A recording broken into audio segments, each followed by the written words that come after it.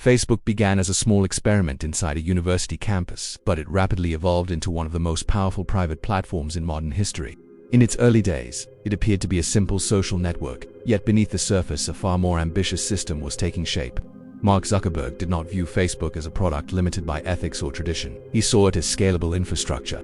Growth was not just a goal, it was the logic that justified every decision. If the platform expanded fast enough, any consequence could be addressed later. Slowing down was considered failure, hesitation was seen as weakness, and questioning the long-term impact was treated as a distraction. As Facebook spread across countries and cultures, it quietly positioned itself at the center of human interaction. By the early 2010s, it no longer merely connected people. It influenced how news traveled, how opinions formed, and how attention was distributed. At the core of this system was data. Every click, pause, reaction, message, and relationship was measured and stored.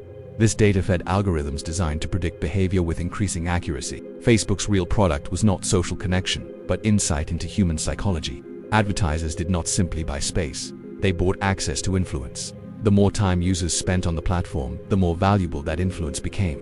Revenue followed quickly, transforming Facebook into a financial powerhouse with margins that traditional media could never achieve.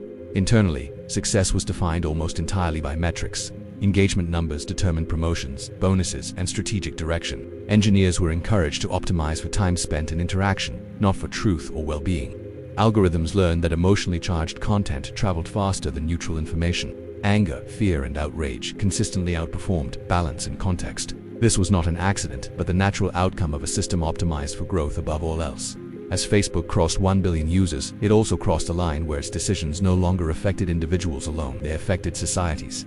And yet, no formal responsibility came with that power. As Facebook's influence expanded, its role quietly shifted from social tool to information gatekeeper. News organizations became dependent on the platform for traffic, often reshaping headlines and content to satisfy algorithmic preferences. Political campaigns discovered that Facebook's targeting tools could reach voters with unprecedented precision. Entire movements organized through groups, feeds, and shared content. Yet despite functioning like a global media infrastructure, Facebook continued to deny being a media company. This distinction allowed it to avoid editorial responsibility, while maintaining enormous control over visibility and reach. Inside the company, early warning signs were already visible. Internal research showed that false information consistently spread faster than verified facts. Polarizing content generated more engagement than balanced reporting. Recommendation systems pushed users toward more extreme material over time. These findings circulated within Facebook, but meaningful intervention threatened the very metrics that defined success. Leadership responded with surface-level adjustments rather than structural reform. The system itself remained untouched. By prioritizing engagement above all else, Facebook created an environment where emotional intensity was rewarded and nuance was buried. This dynamic became especially dangerous as the platform intersected with politics. By the mid-2010s, Facebook had become deeply embedded in democratic processes around the world, without safeguards designed for such responsibility. The consequences became impossible to ignore in 2016. Investigations revealed that Cambridge Analytica, a political consulting firm, had accessed data from tens of millions of Facebook users without clear consent. That data was used to construct detailed psychological profiles and deliver targeted political messaging at scale. The revelation fundamentally changed public perception. Facebook was no longer seen as a neutral platform that merely reflected society. It was now viewed as an active force capable of shaping political outcomes. Public trust collapsed rapidly. Governments demanded answers. Users felt exposed. Investors reacted with uncertainty. Facebook's market value fluctuated violently as each new detail emerged. Mark Zuckerberg was called to testify before lawmakers, facing global scrutiny for decisions made in pursuit of growth. He acknowledged mistakes and promised reform, but apologies could not undo the realization that a private company had accumulated influence once reserved for governments and institutions. Facebook had grown faster than accountability, and the gap was now fully visible. Following the Cambridge Analytica scandal, Facebook entered a prolonged period of crisis management. Public apologies were issued, new privacy controls were announced, and internal teams were formed to address misinformation and harmful content. Yet these responses struggled to keep pace with the scale of the problem. Facebook's core business model remained unchanged. Advertising revenue continued to depend on engagement, and engagement continued to reward emotionally charged material. While the company invested billions into content moderation and safety initiatives, critics argued that these efforts treated symptoms rather than causes. Internally, employees reported growing discomfort with the platform's impact. Leaked documents later revealed that Facebook's own researchers repeatedly warned leadership about the mental health effects of Instagram on teenagers, the spread of misinformation in developing countries, and the amplification of divisive content. These findings were often acknowledged but rarely prioritized when they conflicted with growth targets. Externally, governments began applying pressure.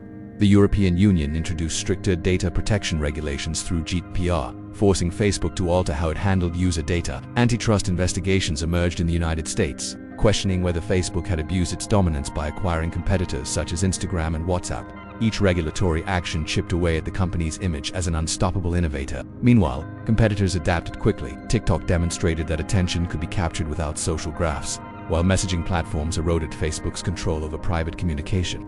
In response, Facebook attempted to reframe its identity. In 2021, the company announced it would rebrand as Meta, signaling a shift toward the metaverse in immersive digital environments. The move was presented as a forward-looking transformation, but many observers interpreted it as an effort to escape the weight of past controversies. Massive investments were redirected toward virtual reality, augmented reality, and long-term speculative technologies. Financial markets reacted cautiously.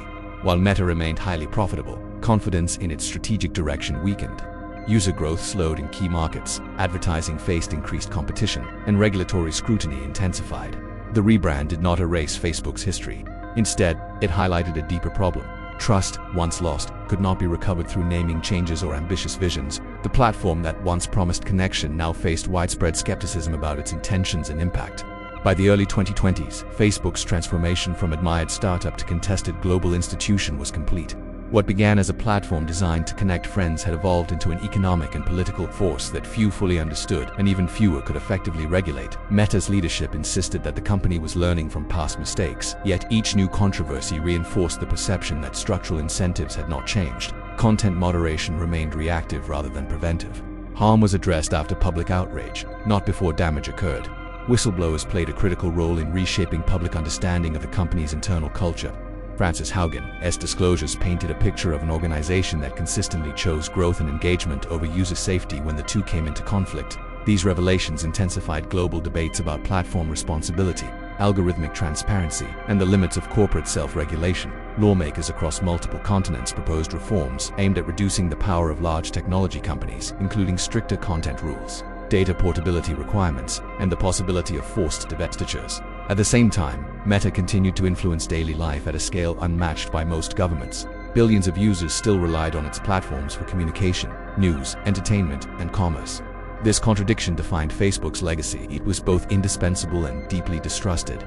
Financially, the company remained resilient. Advertising revenue rebounded after periods of volatility, and cost-cutting measures stabilized margins.